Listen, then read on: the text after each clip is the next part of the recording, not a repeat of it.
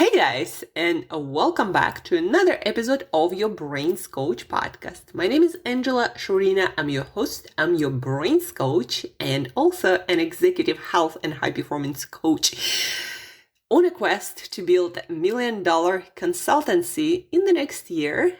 And I'm here to explore, learn, share with you, practice together brain-body tools of self-mastery, of self-improvement, of self-growth, and self-excellence.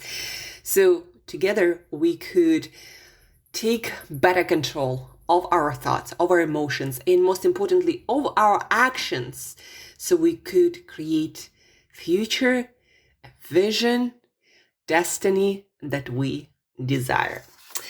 Today and for the next podcast, we're going to be talking about growth mindset and practices to build this up. By definition, growth mindset is all about getting better, realizing where you are and knowing that you have capacity to improve.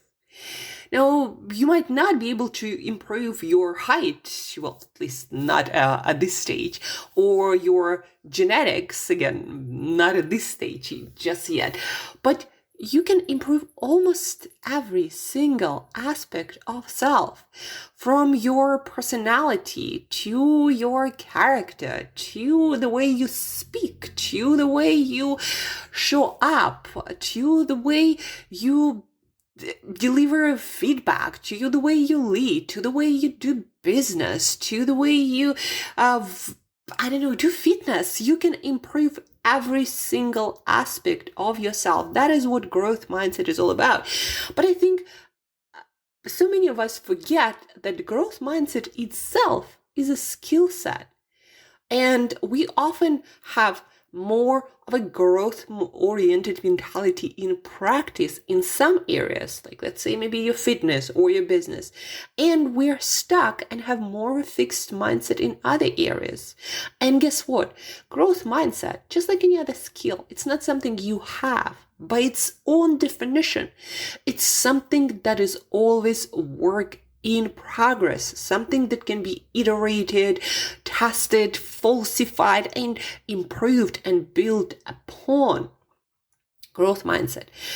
These days, I feel like we as society fell in love with this idea of figuring everything out and being right. But guys, if you are committed to improvement, to self-evolution, to mastery, to growth, you're gonna fall out of love with being right and fall in love with growing, and actually almost falling in love with being wrong and failure. Failure, guys, fear of failure, and this uncomfortable feeling, this I've definitely been failing a lot, and now I'm realizing it's actually a very good sign. And instead of, like in my past, trying to avoid it, I need to lean into it and ask a different question, not how to get it right, but where am I getting this wrong? You will not be able to grow effectively and consistently without this one question. And without falling in love with failure. Yes, failure. Guys, what is failure? It's not the end. It's a data point. Let's talk about one of the greatest, most talked about entrepreneurs of our time, at least for now, Elon Musk and his SpaceX. Think about that. Every single of successful launches of his rocket it started with many failed attempts. I remember watching the lift of the first one of this thruster or whatever that system is, before Elon Musk and his company SpaceX were able to put it in the orbit and then make it come back. Before all of that, I remember things blowing off. and bursting into pieces a few times. They almost didn't survive as a company. And because of that, because of these mistakes that cost millions, if not billions of dollars, because of these mistakes, they knew how to fix things. And that's why shit works right now. Can we all realize that failure is an essential data point that we need to build things that work?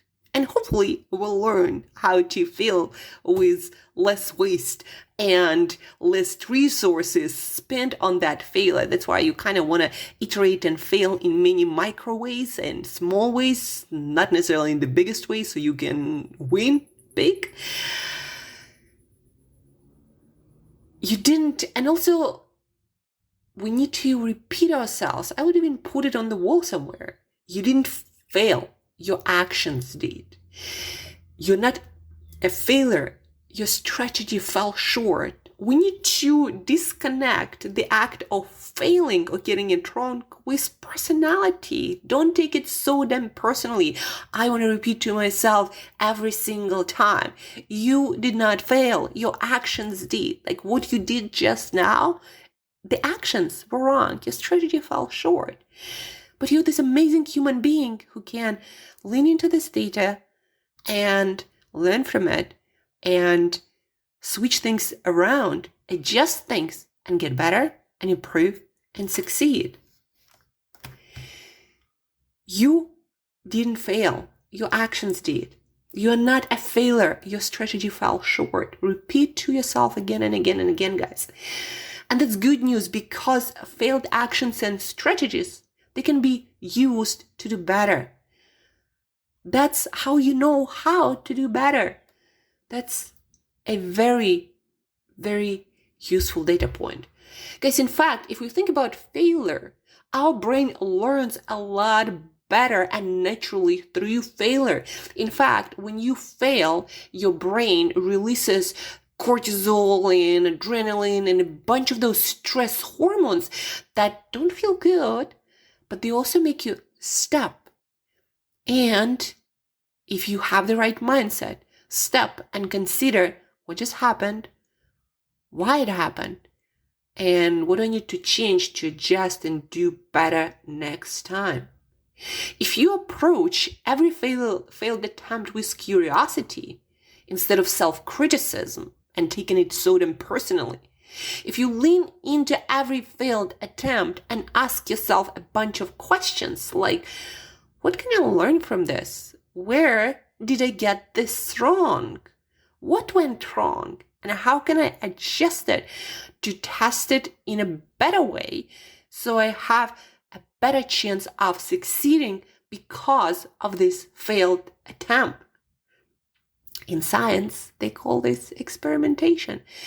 Did you know that every scientist, when they design their experiments, they go into the experiment, especially seasoned scientists, not with this mindset, well, I'm going to get it right? I have a theory and I want to get it right. No, they want to gather as much data as fast as possible.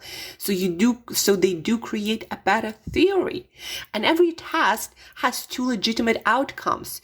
It either confirms your theory or it disconfirms your theory, at which point you need to adjust your theory and create a better experiment and then reiterate until you create a theory that then you can use in life, whatever area, the application is. So you can create working models in the world to create different results. That's how scientific method works. And actually, that's how life works.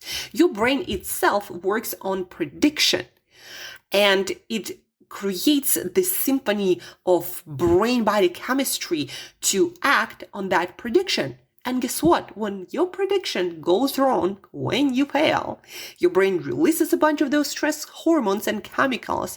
So you pay attention and you adjust your knowledge, your theory. So next time your brain can predict better and can do better in real world. Learn faster by asking the right people and the right questions. That's the most important insight that I recently got. When I schedule conversations with seasoned consultants, seasoned business owners and leaders, I go into the conversation not to see where I'm right, but I ask this question specifically: where am I getting this wrong? Where am I wrong with this model, with this offer, with this theory that I propose, with this service? Where am I getting this wrong? What I'm not understanding? How would you do differently?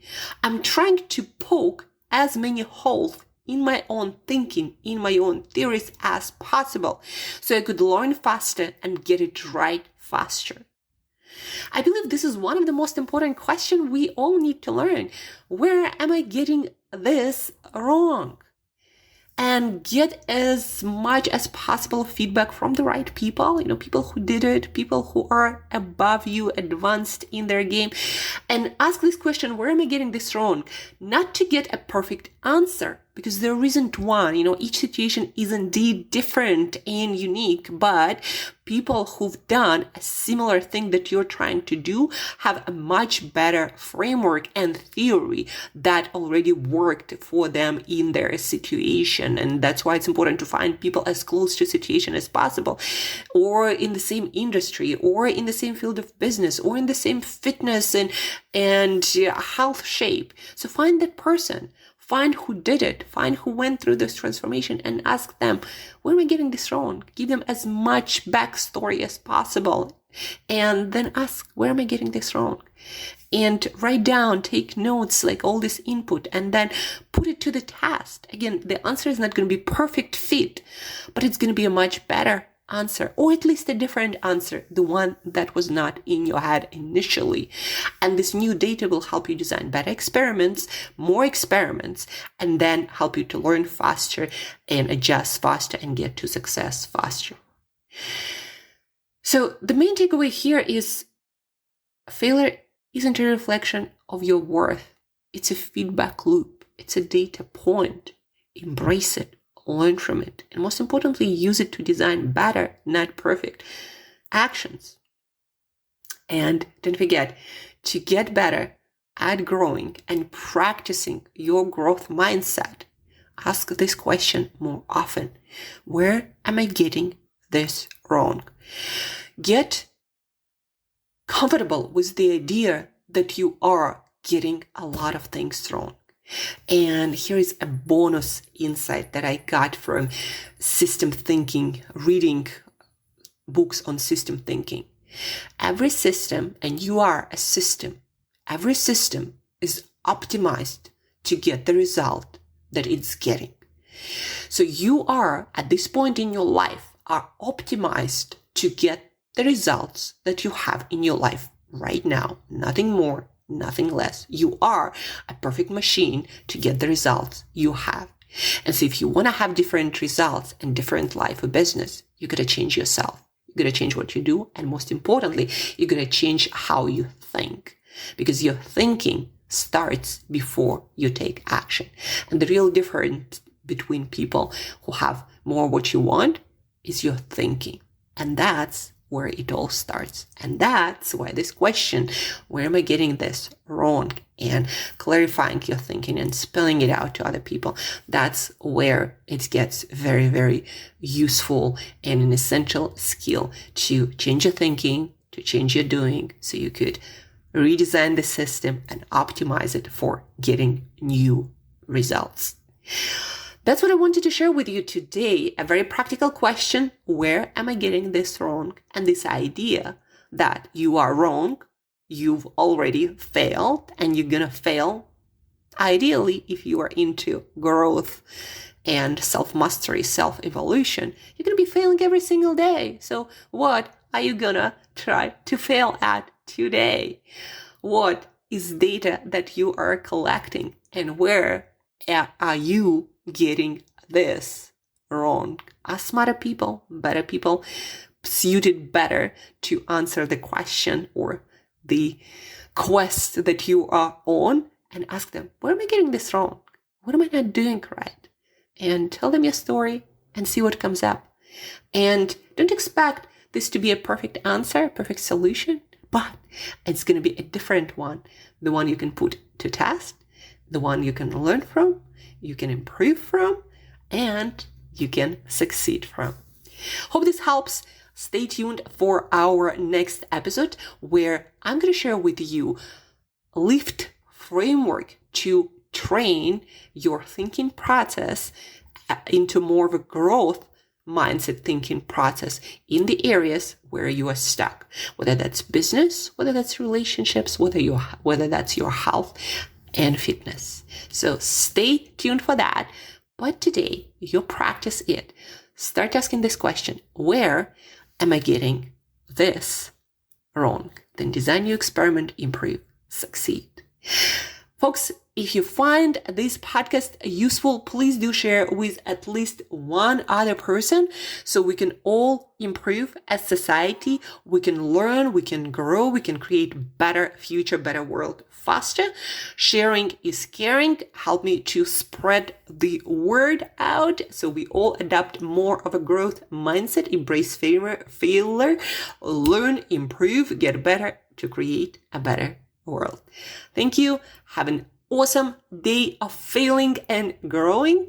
And until next time, where am I getting this wrong? Ask it more often.